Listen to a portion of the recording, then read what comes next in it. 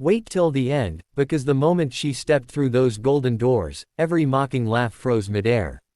You won't believe what happened next. Before we begin, make sure you like this video, subscribe, and turn on the bell icon, because stories like this remind us that no one stays at the bottom forever.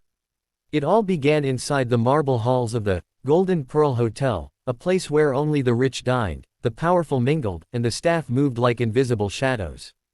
Among those shadows was Marcia Jones, a soft-spoken black cleaning lady who'd worked there for nearly 10 years. Every day, she pushed her cart of supplies through halls that smelled of perfume and privilege. No one really saw her, not the executives, not the guests, not even the other staff. Marcia was invisible, until the day a millionaire named Richard Hale decided to make her the punchline of his joke. Richard was the kind of man who thought money gave him permission to play with people's dignity. Charming smile, expensive suit, and a heart colder than his Rolex watch. That evening, he was throwing an extravagant, white and gold charity gala, in the hotel ballroom, a night where every guest was a VIP, every dress sparkled, and every camera flashed. While walking past the staff corridor earlier that week, Richard overheard Marcia humming softly while cleaning the floor. The sound caught him off guard. She wasn't just humming, she was singing, and her voice was beautiful, soulful, haunting. He stopped, smirking. "You got some lungs on you, lady. Maybe I should invite you to the gala, you could be the entertainment." Marcia smiled politely. "That's kind of you, sir, but I'm just fine doing my job." But Richard wasn't being kind. He winked at his assistant and said loudly, "You know what? Let's invite her for real. I'd love to see what she wears to a millionaire party." The assistants laughed. They actually printed an invitation with gold edges and hand-delivered it to Marcia's locker. That night, in the staff quarters, everyone giggled behind her back. "You're really gonna go?" one asked. Marcia just smiled. "Why not? They invited me." What no one knew was that behind her gentle nature, Marcia had a history far grander than anyone imagined. Before tragedy struck, before she lost her home and her husband, Marcia had been a rising fashion designer, the kind whose work once appeared in small runways in Atlanta.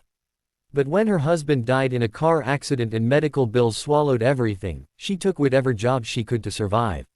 For the next few days, whispers spread around the hotel like wildfire. "She's really going to the gala. Can you believe it? She'll embarrass herself." The night of the gala arrived.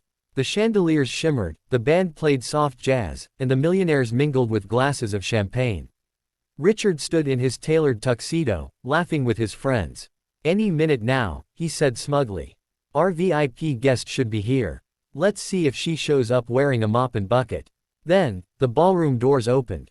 Every conversation stopped. Every camera turned. Every jaw dropped. It was Marcia, but not the Marcia they knew. She glided in like a queen, wearing a hand-sewn golden gown that hugged her figure perfectly, her natural curls styled with elegance, a subtle glow on her skin that caught every light. Her gown shimmered like molten sunlight, and the diamond pendant she wore wasn't borrowed, it was her late husband's last gift to her. The orchestra paused for a moment, and even the maitre d' forgot his cue. Marcia smiled, calm, graceful, radiant. She didn't look like a cleaner anymore. She looked like destiny had given her back her crown. Richard's smirk faded. He tried to laugh it off. Well, look who actually showed up." Marcia tilted her head slightly, her voice soft but firm. "You invited me, Mr. Hale. I didn't want to be rude." People began whispering, admiration, surprise, awe. Some of the guests came up to her, curious about the woman who had just silenced the room. Among them was Clara Benson, a well-known fashion editor. "That dress, it's stunning. Who designed it?" she asked. Marcia smiled. "I did." Clara blinked. "You're a designer." "I was," Marcia said, before life had other plans. Clara's interest sharpened. "You must visit my office.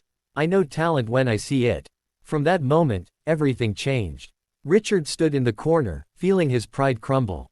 His so-called joke had just opened a door to Marcia's rebirth.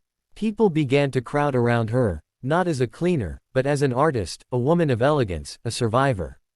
As the night went on, she was asked to sing, and she did. Her voice filled the ballroom with such power that even those who once laughed now had tears in their eyes. The song she sang wasn't about money or fame. It was about loss, faith, and rising again, about never letting humiliation define you. By the end of her song, the entire hall stood in applause. Even Richard, his face red with shame, clapped quietly. Later, as Marcia prepared to leave, Clara stopped her once more. "I want you to design a collection," she said. "I'll fund it. You've got a gift the world needs to see." And just like that, the cleaner who was mocked for being out of place, found herself exactly where she belonged, in the spotlight. Months later, Marcia's fashion line premiered in New York. Her gowns were worn by celebrities, her name appeared in magazines, and she became an inspiration for women everywhere who'd been underestimated. She even sent a personal invitation to Richard Hale for her first show. He came, and this time, he didn't laugh. He stood quietly in the back row, realizing that sometimes, the people you mock are the ones destiny is preparing to humble you through. As Marcia walked the runway that night, the lights catching her golden gown just as before, she smiled at the crowd. "Never let anyone tell you that you don't belong," she said into the microphone. "Even if they invite you as a joke, show up like you own the room."